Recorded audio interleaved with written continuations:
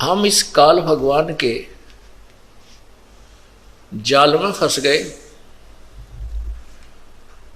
और अभी तक हमें इस काल ने इतना ज्ञानहीन बना दिया कि हमें ये भी नहीं मालूम कौन राम है, हम किसकी पूजा कर रहे हैं। अब जैसे मुसलमान भाई कहते हैं परमात्मा अव्यक्त है, अल्लाह निराकार है, मतलब वो अदृश्य है, उसका नाम क्या है? नाम कोई नहीं। स्थान क्या है? कि सातवें आसमान पर अल्लाह रहता है। तो इससे एक तो बात ये सिद्ध होगी परमात्मा साकार है, क्योंकि वो एक देशी है, एक स्थान पर रहता है। दूसरा, उनको ये नहीं मालूम कि उसका नाम क्या है। वो अल्लाहु अकबर भी करते हैं, लेकिन अल्लाहु अकबर है कौन? अल्लाह अकबर, अल्लाह कबीर। जैसे भाषा होती है, इसमें कबीर को अकबीर, जैसे अपनी संत भाषा में क्या बोलते हैं? स्थान को अस्थान, स्थिर को अस्थिर, ऐसे एक एक्स्ट्रा ए लग जाता है। जैसे कबीर को अकबीर, अल्लाह को अल्लाहू भी बोल देते, अल्लाहू, अल्लाहू कबीर अकबर। तो अल्लाहू अकबर कहने लगे, अकबर, अकबर का अर्थ भी कबीर है। तो इस प्रकार वो अल्लाह कबीर, ये अल्लाह का अर्थ भगवान कहते हैं, कबीर का अर्थ बड़ा कर देते हैं, बड़ा भगवान।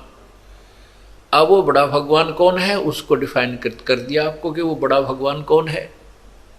क्योंकि पवित्र कुरान शरीफ सूरत फुरकानी 25 आयत 52 से 59 में स्पष्ट किया है कि जो कुरान शरीफ का ज्ञान दे रहा है उसको मुसलमान धर्म अल्लाह मानते हैं। जिस भगवान ने, जिस अल्लाह ने, जिस गॉड ने कुरान शरीफ का ज्ञान दिया है उसको मुसलमान धर्म के भाई जो हैं वो कंप्लीट गॉड मानते हैं कि ये परमात्मा हमारा है। और वो कहता है कि हे पैगंबर अर्थात हजरत मोहम्मद, वो कबीर नामक जो परमात्मा बड़ा भगवान है उसको ये काफिर परमात्मा नहीं मानते, अल्लाह नहीं मानते, तो इनकी बातों में मत आना, इन काफिरों का कहा मत मानना।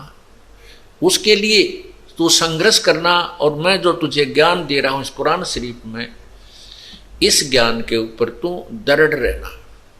जिहाद का अर्थ लड़ाई नहीं कहा, संघर्ष करना, चाहे कितना ही तुझे कष्ट दें, चाहे गलत बोलें, आप इनकी बातों से डगमग मत होना। और ये परमात्मा वही है जिसने सारी सृष्टि रची, जमीन और आसमान के बीच में जो भी कंस्ट्रक्शन है उसी अल्लाह ने की है। कोई जो गीता ज्ञान दाता किसी और, कुरान शरीफ का ज्ञान दाता किसी और अल्लाह भगवान के बारे में बता रहा है जो कबीर भगवान है।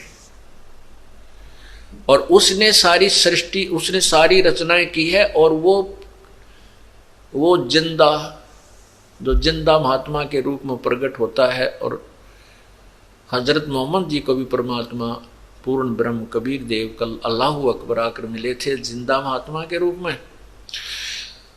तो उसी के लिए 52 आयत नंबर 58 में कहा है कि वो जिंदा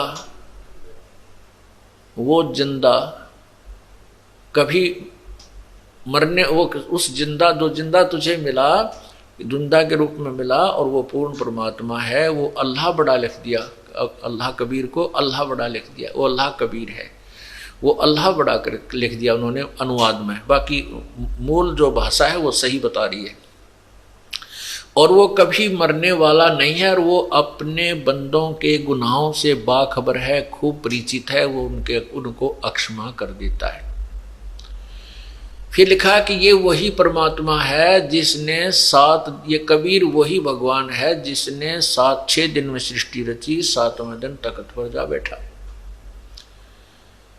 और उसके विषय में कुरान शरीफ का ज्ञानदाता अल्लाह कह रहा है कि मैं उससे परिचित नहीं हूं, उसके विषय में किसी बाखबर से पूछ देखो। इससे यह सिद्ध हुआ कि जिसको हजरत मोहम्मद जी अपना सुप्रीम गॉड मानते थे, अपना अल्लाह मानते हैं, और मुसलमान धर्म जिसको अल्लाह मानते हैं, कि वो गीता का ज्ञान उन्होंने दिया है, ना उसका कुरान शरीफ का ज्ञान उन्होंने, उसी ने परमात्मा ने दिया है। और वो कहता है कि उस पूर्ण परमात्मा के बारे में जिसने 6 दिन में सृष्टि थी, 7वें दिन तख्त पर जा बैठा, और जिसने आसमान और जमीन के बीच में जो कंस्ट्रक्शन सारी की, वो अल्लाह कबीर है, वो अल्लाह बड़ा है। उसके विषय में किसी बाखबर से पूछ देखो।